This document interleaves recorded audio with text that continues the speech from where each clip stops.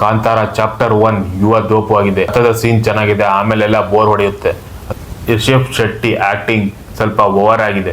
ದೈವವನ್ನು ಎಷ್ಟು ಬೇಕೋ ಅಷ್ಟು ಬಳಸಿಕೊಂಡಿಲ್ಲ. ಬಾಹುಬಲಿ, ಕಲ್ಪನಾ, ಪೋನಿಯನ್ ಸೆಲ್ವನ್ ಸೇರಿ ಯುವ ದೋಪು ಮಾಡಿದ್ದಾರೆ ರಿಷಬ್ ಶೆಟ್ಟಿ ಅವರ ಆಕ್ಟಿಂಗ್ ಓವರ್ ಆಕ್ಟಿಂಗ್ ಆಗಿದೆ. ಮ್ಯೂಸಿಕ್ ಡೈರೆಕ್ಟರ್ ಅಜನೀಶ್ ಲೋಕನಾಥ್ ಹಳೆಯ ಹಾಡುಗಳನ್ನೇ ಮತ್ತೆ ಬಳಸಿಕೊಂಡಿದ್ದಾರೆ. ಹಳೆ ಟ್ಯೂನ್ಗಳನ್ನೇ ಮತ್ತೆ ಬಳಸಿಕೊಂಡಿದ್ದಾರೆ. ಯಾವುದು ಕೂಡ ಥಿಯೇಟರ್ನಿಂದ ಹೊರ ಬಂದ ಮೇಲೂ ಕೂಡ ಮತ್ತೆ ಕೇಳಬೇಕು ಅನ್ಸೋದಿಲ್ಲ. Rishab Shetty acting over acting ಆಗಿದೆ. ಎಷ್ಟು ಬೇಕೋ ಅಷ್ಟು ದೈವವನ್ನು ಬಳಸಿಕೊಳ್ಳದೆ ಜಾತ್ರೆ ಮಾಡಿದ್ದಾರೆ. ದೈವ ಬರೋದು ಎಷ್ಟು ಬೇಕೋ ಅಷ್ಟು ಬಳಸಿಕೊಂಡಿಲ್ಲ. ಅತಿಯಾದ ಗ್ರಾಫಿಕ್ಸ್ ಗಳನ್ನು ಸೇರಿಸಿ ಬಾಹುಬಲಿ, ಕಲ್ಪನಾ ಮತ್ತು ಪೊನಿಯನ್ ಸೆಲ್ವನ್ ಅನ್ನು ಸೇರಿ ಶೆಟ್ರ ಆಕ್ಟಿಂಗ್ ಓವರ್ ಆಕ್ಟಿಂಗ್ ಮಾಡಿದ್ದಾರೆ. ಮೊದಲ ಅರ್ಧ ಫುಲ್ ಬೋರ್ ಆಗಿದೆ. ಕೊನೆ ಸ್ವಲ್ಪ ಟ್ವಿಸ್ಟ್ ಕೊಟ್ಟಿದ್ದಾರೆ, ಅದು ಕೂಡ ವರ್ಕ್ ಆಗಿಲ್ಲ. ಸಿನಿಮಾದ ಕಥೆಯಲ್ಲಿ ಹಿಡಿತಾ ಇಲ್ಲ. ಮೊದಲ ಸಿನಿಮಾ ಕಾಂತಾರದಲ್ಲಿ ಎಷ್ಟು ಬೇಕೋ ಅಷ್ಟು ದೈವವನ್ನು ಬಳಸಿಕೊಂಡಿದ್ದಾರೆ. ಕಾಂತಾರ ತುಂಬಾ ನ್ಯಾಚುರಲ್ ಆಗಿತ್ತು. ಎಷ್ಟು ಬೇಕೋ ಅಷ್ಟು ದೈವವನ್ನು ಕೂಡ ಬಳಸಿಕೊಂಡಿದ್ರು.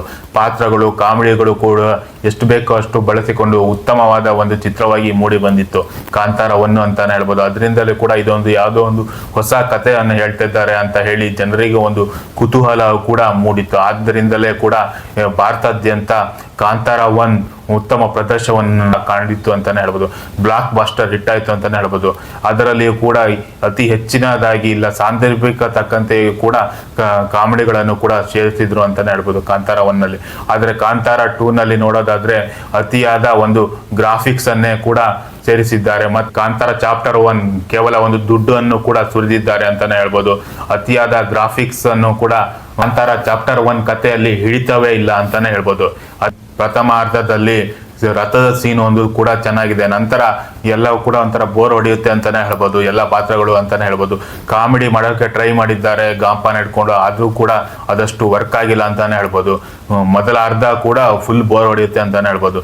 ಕೇವಲ ಒಂದು ಕೊನೆಯ ಭಾಗದಲ್ಲಿ ಮಾತ್ರ, ಚಿತ್ರದ ಅಂತಿಮ ಭಾಗದಲ್ಲಿ ಕೂಡ ಈಗ ಒಂದು ದೈವಗಳನ್ನು ಒಂದು ತೋರಿಸಿ. ಕಾಂತಾರ ಮೊದಲ ಚಿತ್ರ ಕೂಡ ರಿಷಬ್ ಶೆಟ್ಟಿ ಅವರು ಕನ್ನಡದ ಹಳೆಯ ಚಿತ್ರಗಳಾದ ಕಾಡು ಮತ್ತು ಚೋಮನ ದುಡಿ ಅಂತ ಸಿನಿಮಾಗಳನ್ನು ಸೇರಿಸಿ ಅಲ್ಲಿ ಬರುವಂತ ದೈವದ ಪಾತ್ರಗಳನ್ನೇ ಅದೇ ರೀತಿಯ ಒಂದು ಬಟ್ಟಿ ಇಳಿಸಿದ ರೀತಿ ಕೂಡ ಇಳಿಸಿದ್ರು ಅಂತಾನೆ ಹೇಳ್ಬೋದು ಕಾಂತಾರ 1.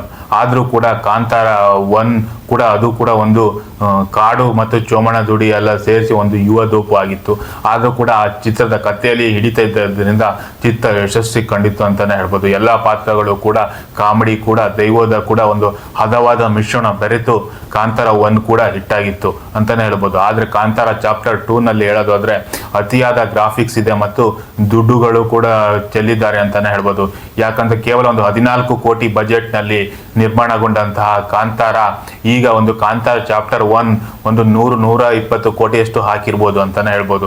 ಯಾಕಂತ ಹೇಳಿದ್ರೆ ಆ ಚಿತ್ರದಲ್ಲಿ ನೋಡಿರ್ಬೋದು, ಒಂದು ಕದಂಬರ ಕಾಲದ ಒಂದು ಲೋಕಕ್ಕೆ ಹೋಗುತ್ತೆ ಅಂತಾನೆ ಹೇಳ್ಬೋದು ಕತೆ. ಆ ಕುಂದಾಪುರದ ತೀರ್ಥಹಳ್ಳಿಯ ಭಾಗದಲ್ಲಿ ಕೂಡ ಶೂಟಿಂಗ್ ಗಳನ್ನು ಕೂಡ ಮಾಡಿದ್ದಾರೆ ಅಂತಾನೆ ಹೇಳ್ಬೋದು. ಆದ್ರೆ ಚಿತ್ರದ ಪಾತ್ರಗಳಲ್ಲಿ ಹಿಡಿತಗಳು ಕೂಡ ಇಲ್ಲ ಅಂತಾನೆ ಹೇಳ್ಬೋದು. ಬೋರ್ ಹೊಡೆಯಿಸುತ್ತೆ ಅಂತಾನೆ ಹೇಳ್ಬೋದು ಕೆಲವು ಪಾತ್ರಗಳು ಅಂತಾನೆ ಹೇಳ್ಬೋದು.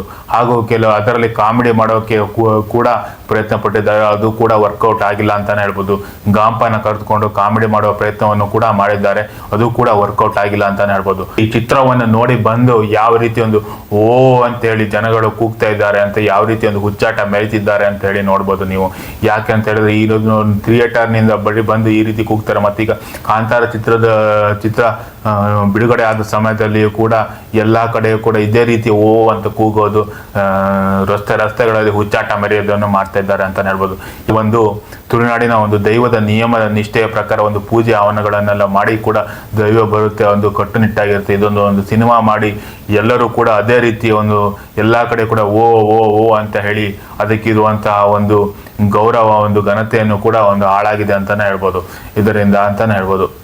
ಹುಚ್ಚರಾಗಿ ಜನ ಕೂಗ್ತಾ ಇದ್ದಾರೆ ಅಂತಾನೆ ಹೇಳ್ಬೋದು. ಓ ಓ ಓ ಅಂತ ಹೇಳಿ ಜನ ಎಲ್ಲರೂ ಕೂಡ ಥಿಯೇಟರ್ ಮುಂದೆ ಕೂಡ ದೈವ ಬಂದ ರೀತಿ ಆಗಿ ಪ್ರಚಾರಕ್ಕಾಗಿ ಸೋಷಿಯಲ್ ಮೀಡಿಯಾದಲ್ಲಿ ವೈರಲ್ ಆಗೋಕ್ಕೋಸ್ಕರ ಎಲ್ಲರೂ ಕೂಡ ಮಾಡ್ತಾ ಇದ್ದಾರೆ ಅಂತಾನೆ ಹೇಳ್ಬೋದು. ಇದೊಂದು ಕೂಡ ಒಂದು ದೈವದ ಒಂದು ಕಾರಣಕ್ಕೂ ಕೂಡ ಇದೊಂದು ವ್ಯಾಪಾರದ ವಸ್ತು ಆಯ್ತು ಅನ್ನೋದೇ ಒಂದು ವಿಪರ್ಯಾಸ. ಈ ಹಾಡುಗಳನ್ನು ಗಮನಿಸೋದಾದ್ರೆ ಅದೇ ಹಳೆ ಟ್ಯೂನ್ಗಳನ್ನೇ ರಜನೀಶ್ ಲೋಕನಾಥ್ ಕಾಂತಾರ ಚಾಪ್ಟರ್ 1 ಅಲ್ಲಿ ಕೂಡ ಇಳಿಸಿದ್ದಾರೆ ಅಂತಾನೆ ಹೇಳ್ಬೋದು. ಅದೇ ಕರ್ಮದ ಕಲ್ಲು ಹಾಡು ಬರುತ್ತೆ, ಅದು ಗುನುಗುತ್ತೆ, ಅದಾದ್ರೂ ಪರವಾಗಿಲ್ಲ ನೋಡ್ಬೋದು. ಆದ್ರೆ ಯಾವುದೇ ಕೂಡ ಹಾಡನ್ನು ಕೂಡ ಇಲ್ಲ ಚಿತ್ರದಲ್ಲಿ, ಮತ್ತೆ ಯಾವುದು ಕೂಡ ನಾವು ಚಿತ್ರದ ಮಂದಿರದಿಂದ ಹೊರ ಬಂದ ಮೇಲೆ ಆ ಹಾಡುಗಳು ನಮಗೆ ಗುನುಗಿಸೋದಿಲ್ಲ ಅಂತಾನೆ ಹೇಳ್ಬೋದು ಕಿವಿಯಲ್ಲಿ. ಯಾವ ರೀತಿ ಕಾಂತಾರದಲ್ಲಿ ಸಿಂಗಾರ ಸಿರಿಯೆ ಆ ರೀತಿಯ ಒಂದು ಹಾಡುಗಳು ಯಾವ ರೀತಿ ಒಂದು ಜನರ ಮನಸ್ಸಲ್ಲಿ ಈಗಲೂ ಕೂಡ ಒಂದು ಹಚ್ಚ ಹಸಿರಾಗಿ ವೈರಲ್ ಆಗ್ತಿದ್ದಾವೆ ಹಾಡುಗಳು, ಆ ರೀತಿಯ ಯಾವುದೇ ಒಂದು ಹಾಡುಗಳು ಕೂಡ ಕಾಂತಾರ ಚಾಪ್ಟರ್ 1 ಅಲ್ಲಿ ಇಲ್ಲ ಅಂತಾನೆ ಹೇಳ್ಬೋದು. ನ್ಯಾಚುರಾಲಿಟಿ ಇಲ್ಲ ಅಂತಾನೆ ಹೇಳ್ಬೋದು. ಕಾಂತಾರ ಚಾಪ್ಟರ್ 1 ಅಲ್ಲಿ ಕಾಂತಾರದಲ್ಲಿ ಇದ್ದಂತ ನ್ಯಾಚುರಾಲಿಟಿ ಕಾಂತಾರ ಚಾಪ್ಟರ್ 1 ಅಲ್ಲಿ ಇಲ್ಲ ಅಂತಾನೆ ಹೇಳ್ಬೋದು. ಒಂದು ಕಾಲ್ಪನಿಕವಾಗಿ ಆ ಚಿತ್ರ ಮೂಡಿ ಬಂದಿದ್ದರಿಂದ ಅದು ಕೂಡ ಈ ಒಂದು ಹಾಲಿವುಡ್, ಒಂದು ತೆಲುಗು ತಮಿಳು ಇಂಡಸ್ಟ್ರಿಯ ಒಂದು ತಲೆಯಲ್ಲಿ ಇಟ್ಕೊಂಡು ಮಾಡಿದ ಹಾಗಿದೆ ಸಿನಿಮಾ ಅಂತಾನೆ ಹೇಳ್ಬೋದು. ಈ ಕನ್ನಡ ಮಣ್ಣಿನ ಸೊಗಡಿನ ಚಿತ್ರದ ರೀತಿ ಇಲ್ಲ ಅಂತಾನೆ ಹೇಳ್ಬೋದು. ಮತ್ತು ಸುಮಾರಷ್ಟು ಭಾಗ ತುಳುವಿನಲ್ಲೇ ಮಾತಾಡುವ ಒಂದು ಇದನ್ನು ಕೂಡ ಹೇರಿಕೆಯನ್ನು ಮಾಡಿದ್ದಾರೆ ಅಂತಾನೆ ಹೇಳ್ಬೋದು. ಕನ್ನಡದಕ್ಕಿಂತ ಜಾಸ್ತಿ ತುಳುವಿನ ಒಂದು ಪ್ರಾಮುಖ್ಯತೆಯನ್ನು ಕೂಡ ರಿಷಬ್ ಶೆಟ್ಟಿ ಅವರು ಕೊಟ್ಟಿದ್ದಾರೆ ಅಂತಾನೆ ಹೇಳ್ಬೋದು. ಆದ್ರೆ ಈ ಚಿತ್ರದಲ್ಲಿ ಎಲ್ಲಿಯೂ ಕೂಡ ಒಂದು ಬೋರ್ ಹೊಡೆಯುತ್ತೆ ಅಂತಾನೆ ಹೇಳ್ಬೋದು.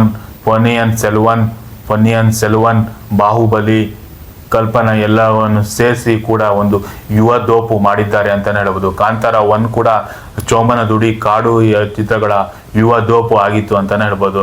ಎಲ್ಲದನ್ನು ಸೇರಿಸಿ ಕೂಡ ರಿಷಬ್ ಶೆಟ್ಟಿ ಒಂದು ಯುವ ದೋಪು ಮಾಡಿ ಕನ್ನಡ ಜನತೆಗಳಿಗೆ ಬೆಳೆಸಿದ್ದಾರೆ ಅಂತಾನೆ ಹೇಳ್ಬೋದು.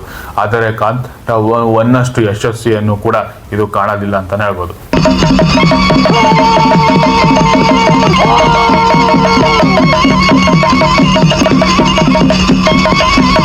ಓವರ್ ಆಲ್ ನೋಡೋದಾದ್ರೆ 5ಕ್ಕೆ 2.5 ಅಷ್ಟು ಮಾರ್ಕ್ಸ್ ಅನ್ನು ಕೂಡ ಕೊಡ್ಬೋದು ಅಂತಾನೆ ಹೇಳ್ಬೋದು ಕಾಂತಾರ ಚಾಪ್ಟರ್ 1ಗೆ. ಯಾಕಂತ ಹೇಳಿದ್ರೆ ಅದರಲ್ಲಿ ಇರುವಂತಹ ಪಾತ್ರಗಳ ಕೂಡ ಒಂದು ಒಳ್ಳೆಯ ಪ್ರಯತ್ನವನ್ನೇ ಮಾಡಿದ್ದಾರೆ ರಿಷಬ್ ಶೆಟ್ಟಿ ಅಂತಾನೆ ಹೇಳ್ಬೋದು. ಎಲ್ಲ ಪಾತ್ರಗಳು ಕೂಡ ತುಂಬಾ ಚೆನ್ನಾಗಿ ಮೂಡಿ ಬಂದವೆ ಅಂತಾನೆ ಹೇಳ್ಬೋದು.